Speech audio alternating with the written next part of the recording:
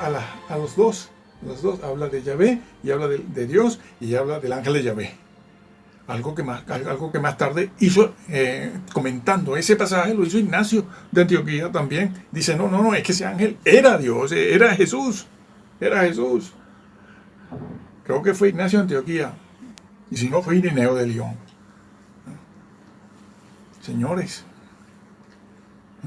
Jesús es Dios, tiene deidad. No sirve decir, bueno, mi pastor o mi líder o mi guía cree lo que él crea, yo creo lo mío. No, eres corresponsable con él porque tú estás con él y lo apoyas.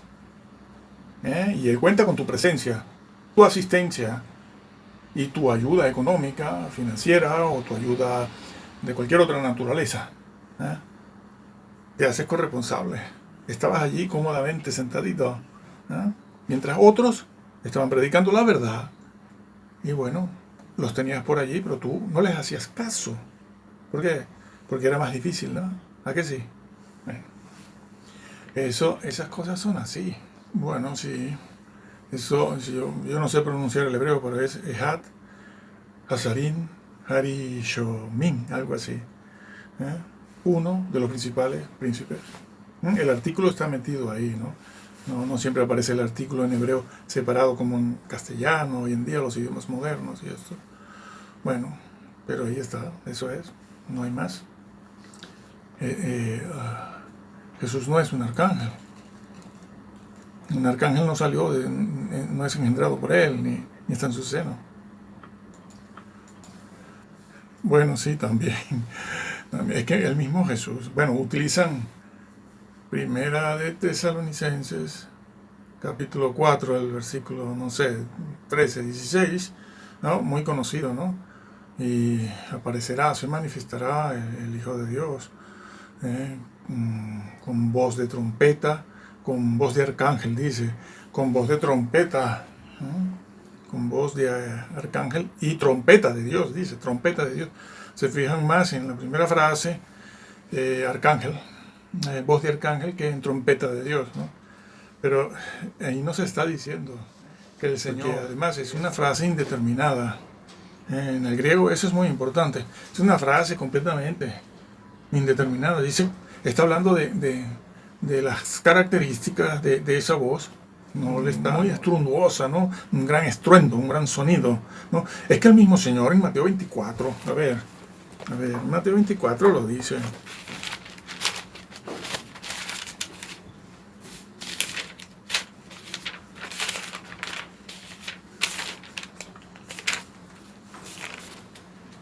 Mateo 24, y solo leo el versículo 31, dice, y enviará sus ángeles, a sus ángeles, el Señor, está hablando el Señor, Él enviará a sus ángeles con gran voz de trompeta, lo está diciendo, son sus ángeles, con la voz de trompeta, ellos son los que tienen la voz de trompeta. Ahora, no dudo, el vocablo ángel aquí se utiliza en forma genérica. No está diciendo que solo los ángeles. Allí en este vocablo, como se está usando, pueden estar los arcángeles también. Sin duda alguna, que estará allí el arcángel Miguel, el Gabriel, etc. Y otros seres, otra categoría de ángeles pueden estar. Él simplemente generaliza los ángeles de Dios, el ejército celestial, con su trompeta. Lo dice. Dice, y enviará a sus ángeles con gran voz, otra vez lo dice lo mismo, gran voz. Aquí califica también la voz, la cualifica, dice, ¿cómo es esa voz? No es un sonidito como quien dice, bonito, estoy aquí. No, está diciendo gran voz, un estruendo, algo universal. ¿Y dice de quién? De sus ángeles. No del arcángel Miguel, o de él, o él como el arcángel Miguel. No, son sus ángeles. Está dicho ahí. Es no querer verlo. Nadie se convence de lo que no quiere ser convencido. De eso siempre ha sido así. Nadie se convence. Y han desglorifican al Señor con eso. Claro, porque esa es la doctrina oficial de ellos. Bueno, y volviendo a lo que decía antes, ¿no? ¿Quién resucitó según los ruselistas? Bueno, resucitó resucitó Jesús, pero ahora es otra vez el arcángel Miguel. Pero es que, como decíamos, como dejamos la idea hace unos minutos, un arcángel no redime porque no es un hombre delante del Señor. Lo gracioso, lo irrisorio, la esquizofrenia de los russellistas es que primero dicen que es un arcángel que toma naturaleza humana, pero que al mismo tiempo es un Dios menor. Pero hasta el día que ellos crearon esta noticia, el vocablo, el significado, el significado de ese vocablo, Dios, siempre era el mismo, ¿no? ¿Qué es Dios? Dios es el ser absoluto, el que todo lo puede, el que todo lo sabe, el que es omnipresente, el que es completamente santo y sabio, que está en todo lugar. Porque no existían otras acepciones para ese vocablo, ni categorías. Era un vocablo que encerraba un concepto de naturaleza absoluta. Pero llegó Russell y dijo, no, hay dioses menores. Bueno, pero si es menor, entonces no es Dios. Porque no existen dioses menores. Eso no es Dios. Será un ser angelical. Será un mediador, un eón. Serán logos, serán otra cosa. Pero no es Dios, porque Dios es un ser absoluto. No. Hay un absoluto que es menor. Entonces no es Dios. Pero bueno, ellos lo creen así. Y han metido en sus propios diccionarios un nuevo vocablo, con un nuevo significado. Existen dioses, pero que es de un Dios menor. ¿Quién es? El arcángel Miguel, que se hace Dios. Es un Dios menor, pero que tiene también naturaleza humana. Es un hombre. Se encarnó en María. Bueno, eso no lo creen ellos, igual que como lo creyó la iglesia apostólica y primitiva, o está en la Biblia. Pero al mismo tiempo resucita, abandona la naturaleza humana y se convierte en un ser angelical. Tres naturalezas en un solo ser. ¿Dónde está eso? ¿Cómo se sostiene? Con los libros de los russellistas. Porque en la Biblia no lo encuentras. De allí que te obligan, como en otras denominaciones, a leer sus libros. Entonces, sí, leerás la Biblia, claro que sí, que es a lo que apelan tanto sus miembros. Yo leo la Biblia, mucho. Sí, después de que has leído sus libros, has escuchado las predicaciones y enseñanzas de sus libros, de la organización. Entonces, cuando vas a la Biblia, no puedes leerla libremente. La lees con los conceptos previos y prejuiciados que ya has tomado. Es lo que sucede en casi todas las denominaciones también. Bueno, así que un arcángel no puede resucitar. No resucitan los arcángeles. No necesitan esa redención. Ni un arcángel puede mediar en ningún lugar. O sea, que Dios tiene allá arriba un arcángel resucitado que era un hombre. Y al mismo tiempo un arcángel resucitado que es un Dios, pero de menor categoría. Es un Dios como Dios Padre, pero de menor categoría. Ahí hay dos dioses. ¿Quiénes son los idólatras? Ellos adoran a dos dioses. Lo mismo hacen los mesiánicos, porque adoran a Dios el Padre, pero adoran después a un hombre divinizado, que no es Dios. Los adopcionistas mesiánicos adoran a un hombre, un dios hindú, un dios divinizado, un hombre divinizado, que no es otra cosa que un dios babilónico, mitad hombre, mitad deidad, o hindú también, que en la India hay seres así, de la historia, de la historia de ellos, y lo adoran. Entonces los mesiánicos, así como estas otras personas, están adorando a dos seres. Y son los que acusan después a los que adoran a Dios el Padre y adoran a Dios el Hijo. Y al Espíritu Santo que está ahí también. Pero no estamos hablando de Él ahora. Nos estamos ocupando de la persona del Salvador. Eso es así. Entonces, ¿quién adora? ¿Quién es el verdadero idólatra? Y eso se ve corroborado. Y repetimos en toda la Biblia, Nuevo y Antiguo Testamento, ¿no? Es que por donde quiera que se mire, ¿no? Vamos a Isaías 9, como decíamos anteriormente, cuando hablábamos de Manoah, y vemos que allí en el capítulo 9 se dice eso: hijo nos es dado. No dice ángel, ni arcángel, el hijo, como está escrito, que lo leímos también, lo citamos antes, mejor dicho, en el Salmo 2, el último versículo.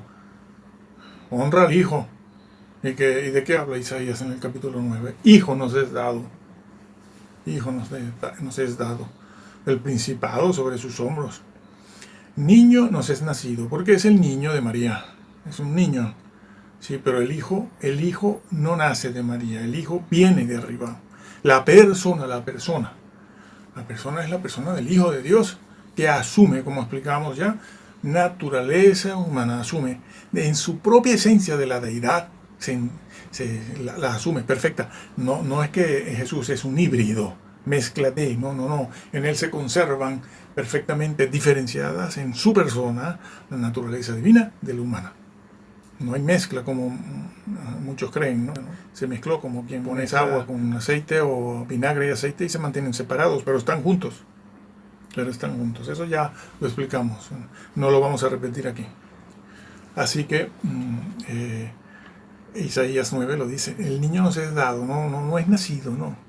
El hijo, perdón. El hijo nos es dado. No nace, él viene ya. ¿Ah? Pero el niño nace. Por cierto, otra herejía más para deshonrar al Señor. Sí. Dicen que el cigoto o cigote, como lo quieran llamar ustedes, no tengo problemas por eso. El cigoto vino del cielo ya. Es decir, que, como han dicho algunos, María sería algo así parecido, análogo a una madre de alquiler, porque Jesús no tenía la sangre de María, ni el óvulo de María, nada de María. Simplemente María se prestó como una madre de alquiler. Algunos creen que han descubierto eso ahora. Están muy contentos. Dicen, hemos adelantado en la teología.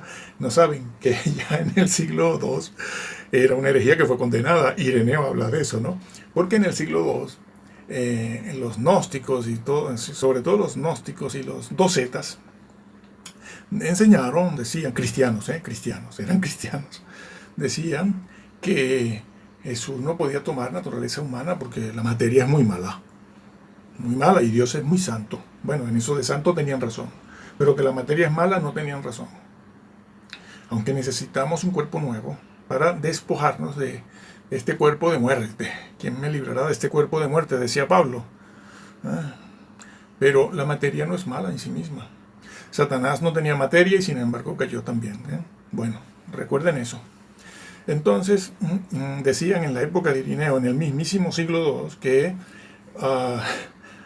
que Jesús no podía tener del cielo tomado, no de la tierra. Entonces, y que había pasado como por especie de un tubo, ¿no?, hacia el vientre de María y por allí nació. Dios mío. Entonces no tenemos redentor, no es un humano. No es un hombre, pero no es de la tierra, No es de la tierra.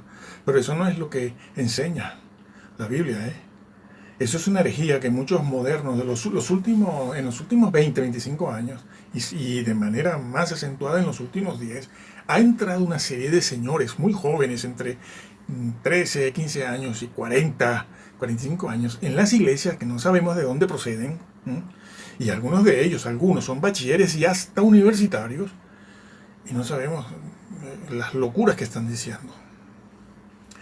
Porque eso es una herejía vieja que fue condenada, y creen que es algo nuevo y lo están vendiendo por ahí. Y le pegan a quien diga que no, que Jesús tiene verdadera naturaleza humana tomada de María, del óvulo y la sangre de María. Sí, Señor, sí.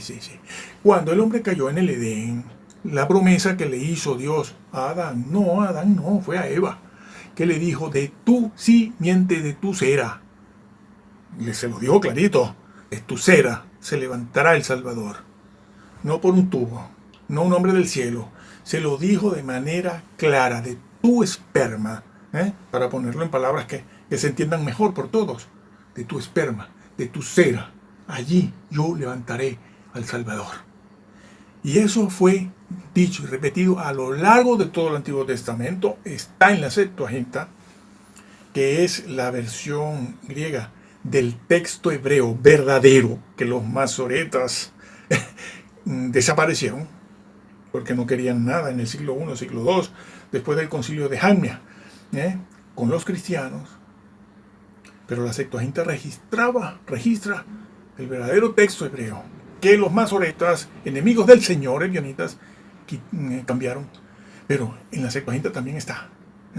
Y está ese hecho de la Virgen va a concebir. No solo puede concebir, puede engendrar. Lo que en ti es engendrado, dice Lucas. Sí, engendra, la mujer engendra, puede engendrar. Entonces, bueno, y así está en otros pasajes de la Biblia también. De tu cera levantaré.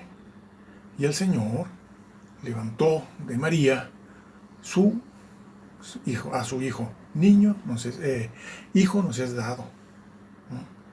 Hijo. El niño es de María, pero el hijo viene del seno del Padre. Bueno, pues eso es lo que está registrado aquí y es lo que ha de creerse. Y eso está en la historia, por estos señores que han entrado en las iglesias y que incluso van a seminarios, están levantando graves herejías, graves herejías. No entrarán por eso, porque no siguen el texto bíblico. Esto que está aquí, la Biblia, por cierto, Casiodoro de Reina, es lo mejor, pero no sin usar casi la mayoría de las demás versiones, porque ayudan a entender mucho. Yo las tengo casi todas también y me ayudan mucho. Así que Jesús fue concebido, fue engendrado en el vientre de María, de ella misma, de su cera. Esa fue la promesa del Edén que se repitió. No vamos a citar todos los versículos aquí, sino ese de Génesis, del Génesis, y después el de Lucas y Mateo, cuando el ángel le dice, el santo ser que nacerá de ti, y lo que es en ti engendrado. Sí. Dios lo puso allí. Es que además ella engendra el mismo Señor. Él mismo lo dijo en Apocalipsis. Está al final de Apocalipsis. Él dice quién es Él. Bueno, está en otras partes, pero vean cómo está dicho esto por Él aquí.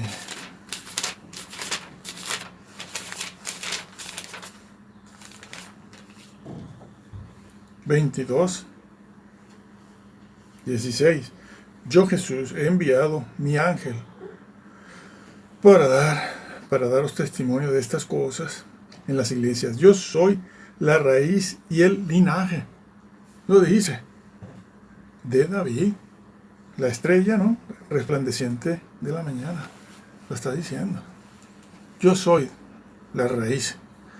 Estudies eso, estudies ese versículo y el linaje de David, del rey David.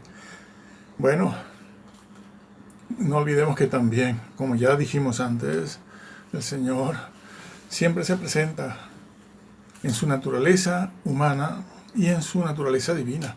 Aquí se presenta en su naturaleza humana, cuando le dijo a los judíos, a los saduceos y fariseos, citándoles el Salmo 110 del 1 al 7, del 1 al 9, cómo es que David llama Señor a su Hijo. Allí se presenta como el Yahvé Jesús. Le dice, yo soy el Mesías. Es lo que les estaba diciendo. Yo soy el Mesías. Y claro, varias veces trataron de apedrearlo. Varias veces. Y ellos, cuando Jesús les preguntaba por qué, ellos estaban muy claros en el motivo por el cual querían apedrearlo. ¿Por qué? Porque siendo hombre se hacía Dios. Tú dices hijo de Dios y sabemos cómo usas esa expresión, porque lo estás diciendo claramente. Y en la forma que lo haces, te estás haciendo Dios, o el hijo de Dios que tiene deidad. Eso no lo entienden hoy en día. Lo dudan. Los judíos pero los judíos sabían más que estos de hoy en día. Sabían más. Bueno, todo eso ha sido así.